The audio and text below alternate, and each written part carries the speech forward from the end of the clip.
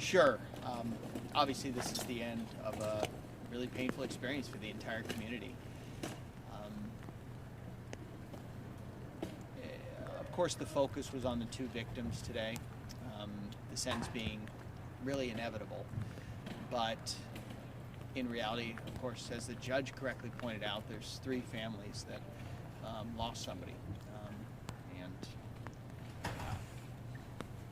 it's really hard to really articulate how devastating this trial and this experience was for everybody, I'm sure. It's been a long, difficult, emotional process, but I think in the end, the real tragedy here is that this probably on some level would have been avoided had the mental health system actually held and kept Joseph Jimenez, because in the end, had that been done and addressed properly from the beginning, none of this would have happened. The entire chain of events and the entire reality is that the failures of the mental health system caused him to basically suffer from a series of inadequate hospitalizations and just a lack of adequate mental health care. And I think it just goes to show you that our current system is very broken, and this is the ultimate example of how serious the results and consequences can be. We think about it on some level on a daily basis when we walk down the streets and we see these people, but this is an example of how acute it really is. This is just one example, one person out of the hundreds, tens of thousands of homeless and mentally ill people. So, what do you hope comes out of it? Is just a message of addressing those issues to try to hopefully prevent? Well, I mean, I'm not a politician, but I think it does go to show that you just wish somebody up in Sacramento would take a look at it. Somebody in Washington would see something like a case like this that really did affect the local community and became statewide and national news, and you wish they would actually, rather than just pay lip service to it and make it a talking point in some political speech, actually do something to address it.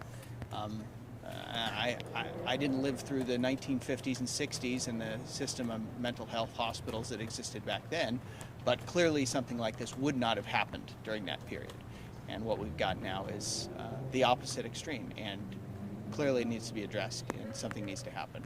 So I want to thank Judge Hollenhorst and the DAs. They did a very good job and were very professional through this whole thing. But obviously we would have liked to have seen a different outcome. But in the end, hopefully there's a bigger point and lesson that can be learned from this by the people that run our state and our nation. So. Thank you, sir. It's rare for a judge to get emotional on a bench like that. Were you surprised?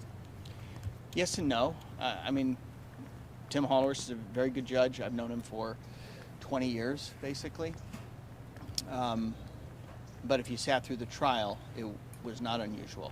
There were many points like that throughout the trial. It was a difficult, excruciating trial because in the end you've got two of the purest, most innocent victims possible, and really my client was, again, I maintain, through no fault of his own, but really a product of his mental illness. And morally speaking, in many ways, he didn't want for this, he didn't ask for this. He comes from a, by and large, very good family. And so it was just a truly senseless case, a tragedy that's almost beyond description. So I'm not surprised that the judge was emotional from it. There were many points during the trial when we all were. And during the parts which are really outside of the public's view, we talk about it, and as humans, we all experience it. So I'm not surprised. So, and I also want to pay my regards to Justice Hollenhorst, who's a fine man as well.